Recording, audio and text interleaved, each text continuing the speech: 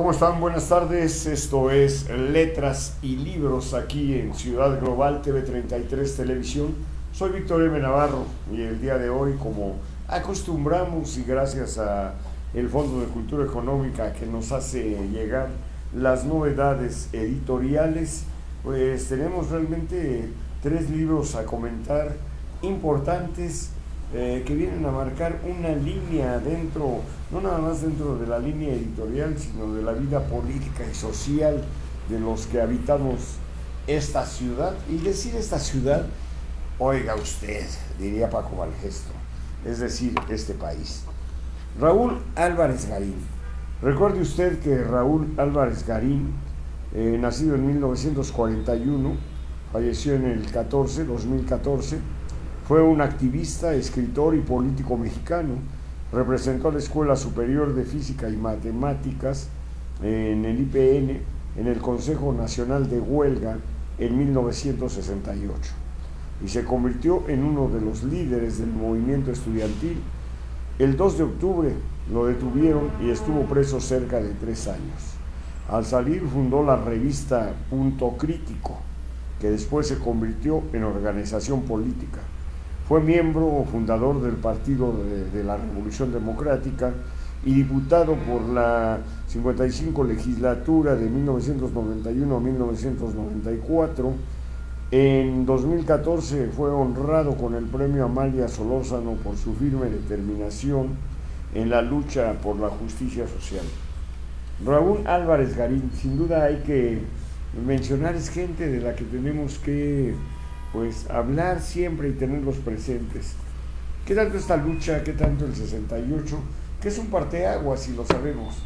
No podemos, México es uno después de 1968, otro antes. Aquel México del esplendor, aquel México de la otra vida, pues era el México del antes del 68. Después del 68 es un México de alguna manera que se vuelve crítico, aunque en el ambiente político las cuestiones son tensas y se vuelve más intensa la idea de dominio, de manipulación, de estar sometiendo a lo que sería la sociedad civil, el pueblo y los estudiantes. El concepto de estudiante también cambia a partir de 1968. La estela de Tlatelolco de Raúl Álvarez Garín, una construcción histórica, reconstrucción histórica del movimiento estudiantil del 68. No es al revés, don Tomás, ya estamos, ándele, ese mero es la portada de nuestro libro. Y bueno, habría que ver el índice, sin duda, para todos aquellos estudiosos del movimiento de 1968, que son muchos. Aquí le mando un saludo a Alejandro Medrano, a un guión que nos hizo llegar de 1 minuto de silencio, que esperemos que el año que entra ya empiece a trabajar una película documental ficcionado, ¿no? La historia de otro, de él y de Gortari, en fin, adelanto un poco, pero sin decir más de la trama, del contexto, del guión, pero otro de los líderes importantes. El 2 de octubre y las guerrillas. ¿Qué tanto tuvo que ver el Tlatelolco y todos estos hechos con el nacimiento de las guerrillas y de grupos opositores, grupos estudiantiles ya organizados? ¿Qué tanto tiene que ver también con la conformación de los grupos de choque? Obviamente el 68 nos da para estar viendo ese México que se partía, ese México que especificaba la necesidad de libertades, la necesidad de la expresión de la gente, del estudiantado y de tanta aglomeración de discursos políticos que llevaron al cambio de la situación en México. De veras, la estela de Tlatelolco, una reconstrucción histórica del movimiento del 68. La historia de la lucha social en México quedó marcada por los acontecimientos de 1968. El movimiento estudiantil y su funesta culminación con la matanza del 2 de octubre dejaron una profunda huella que se reconstruye como una estela a través de la obra. Raúl Álvarez Garín, uno de los líderes del movimiento, ofrece una lectura retrospectiva de los hechos que lo conformaron, mediante un amplio soporte documental y sus propias experiencias personales. Combinación de lo que vivió y lo que recopiló y lo que obviamente logró de información de la gente que estaba con él en el 68. Un libro importante que tenemos para ustedes, Fondo de Cultura Económica, en su colección popular Historia. Así es de que buscan usted, está en todas las librerías del fondo, en todas las librerías de la Ciudad de México, lo pueden encontrar rápidamente. Y seguimos con el Fondo de Cultura Económica. Mire, Fermín Goñi, todo llevará su nombre. Vea usted, la muerte ha llegado a capturar a un hombre que a los ojos del mundo es inmortal, Simón Bolívar. Cuando hablamos de libertad, cuando hablamos de lucha por la libertad, no podemos dejar de mencionar al luchador infatigable por alcanzar la libertad de un continente herido. Se enfrenta en soledad a su último combate, un héroe eterno, como batallando contra el dolor de ser finito. ¿Qué será, verdad? ¿Qué será de estos héroes, de estos próceres, de esta gente que ha logrado un punto importante en la libertad de este continente? Con esta emocionante novela, la prosa minuciosa y poética de Goñi se aleja de los retratos comunes sobre Simón Bolívar, retratos que lo exhiben inmutable como una estatua, y le ofrece al lector un nuevo retrato que alumbra la faceta frágil, terca, sensible y humana de un hombre en agonía. ¿Cómo pensamos en los grandes héroes? En ese momento en el que ya saben que lograron algo, pero que están al borde de dejar esa circunstancia de vida. Me recuerdo ahorita las memorias de Adriano, de Margarit Yourcenar, ¿no? La historia de Adriano, este gran emperador que va narrando él mismo su propio irse de aquí, su propia despedida. Eso yo creo que retoma de alguna manera ahora Fermín Goñi. Con agilidad de su pluma, el autor ensancha el tiempo breve de 2 semanas y viaja por entre el pasado del Libertador, un pasado perpetuo que se mantiene vivo en las voces de sus compañeros y seguidores. Así todo llevará su nombre, vuelca su mirada hacia las grietas de la estatua caída y se desenvuelve una obra conmovedora que nos muestra cómo la muerte nos une a todos y cómo nadie, por más magno que sea, es para siempre.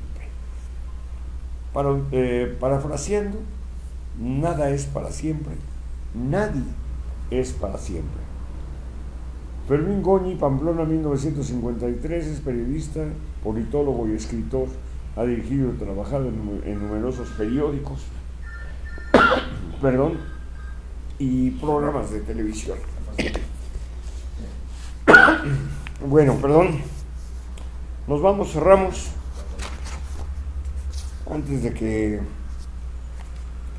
que se me acabe la voz y de que la tos me la haga de tos.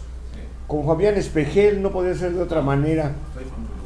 Antártida, este libro que es el Premio de Bellas Artes. Ahora sí tenemos esta portada, el Premio de Bellas Artes de Poesía Aguascalientes. Es el premio más importante, digamos, de poesía aquí en nuestro país.